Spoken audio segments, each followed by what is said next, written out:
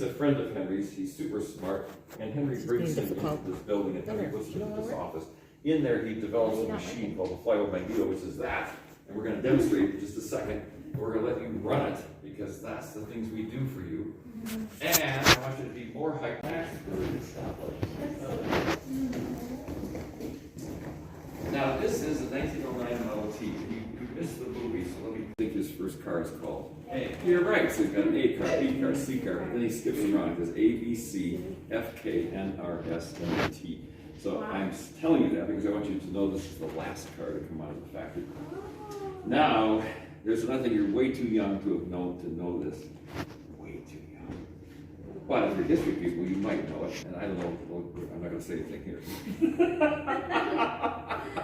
If you could go up to 30 to 35, which is what you do fast bicycle riding.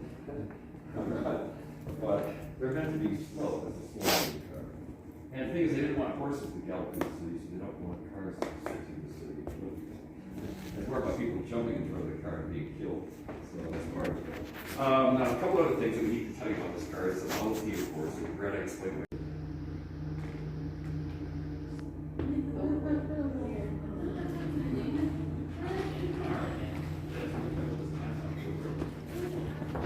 So, we have to do before you open the door.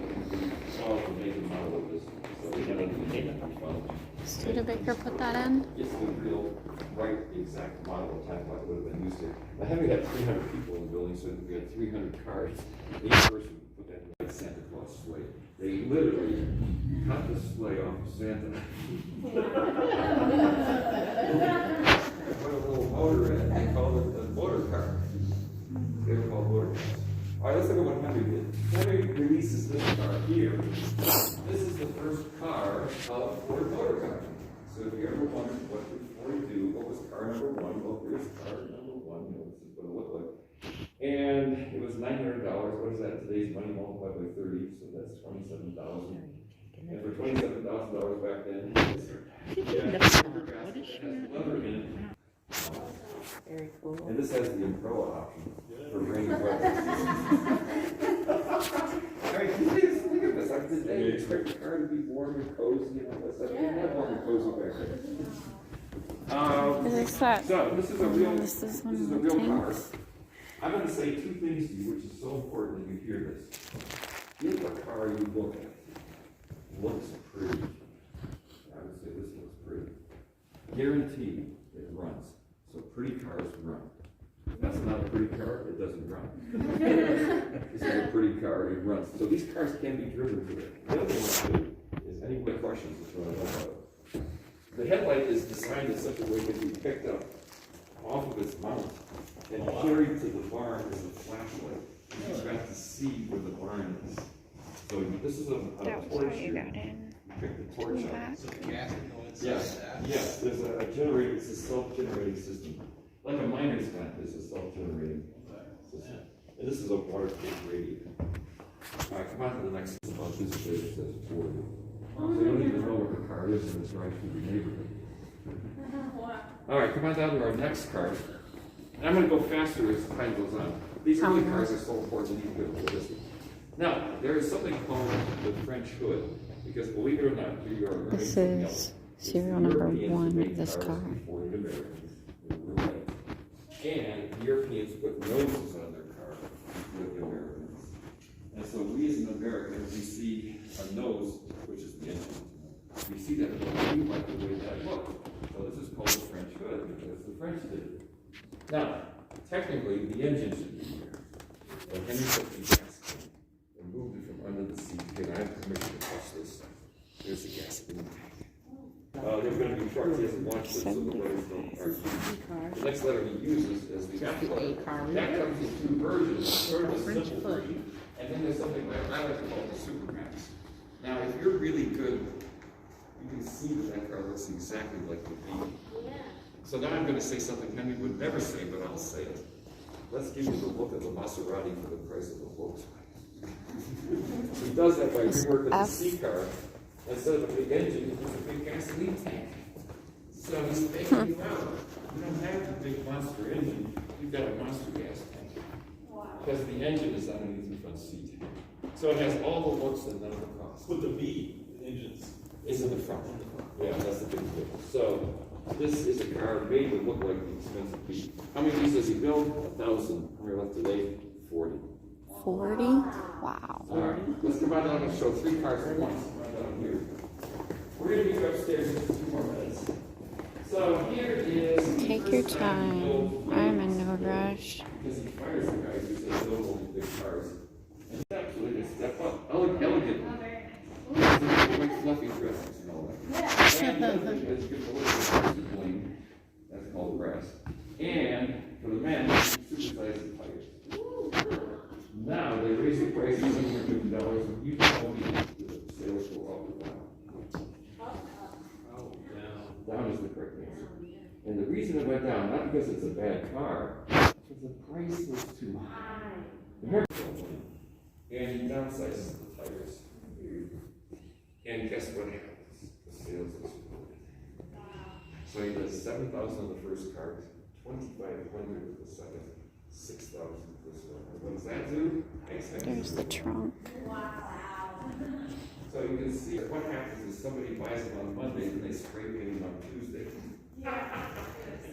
So this is somebody who says, I'm going to leave it. I'm just going to say the word ugly. We're going to leave it original and leave it alone. This guy put a new seat in it and he goes undone. It's fully restored. Those are different. Well, these 2 cars are the same car. But it's the same car. So this could be turned into that. If you put it like that. Now, here's the problem. There it is. This is called the SR model. And we had this for many years. And this, I can't make this up. They told me to make stuff up. Just a few days ago, a fully restored one came in, making you some of the first people in the world to see one of these fully restored. Yes, this is what it's all about, making you feel special. The red one's fully Now, I'm restored. going to give you a story because you're going to love this story. The man who owns this, he found this in the weeds in California. Yeah, it was in the weeds. And he said he could poke his finger in a brand new car. Now, he's an aircraft mechanic, they're like astronauts, they're incredibly smart. And he has the machinery to bend the metal. He made a lot of these body parts by himself. And then he had to pay somebody to make a crankshaft. And he had to pay somebody to make the seats. But it's a perfect car. Now, he loves this car so much that every car show he goes to, he makes sure everybody in the show gets a ride in his new car. But I got one more thing to tell you, which is going to put a little chill on your arm. This is a car I said that he doesn't want to go.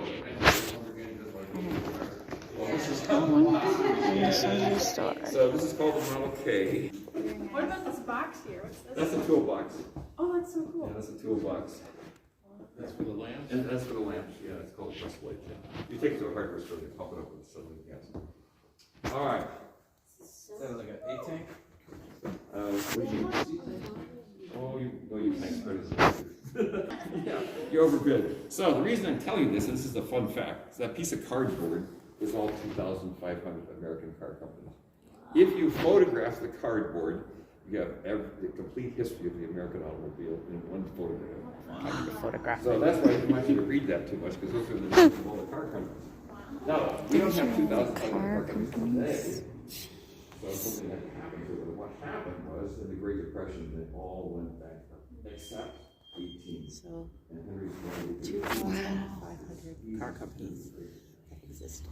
So you're born in the into a United world of 18, and you think, well, it can't be more than 18, but there was 2,500. That's crazy. It is crazy. So these are the fun facts, and someday you get a free lunch. All right, before I get you upstairs, just a few more minutes. This is another 1909 Model T, just like the one in the lobby, and this has some wings. Now, only 12,000 were built here with wings. And there's only a couple dozen left, so that makes this $100,000 car. Wow. $100,000. Extremely. Oh, I was wondering if you would tell me that. Ask me that. Yeah. This family is so special. You're all family business.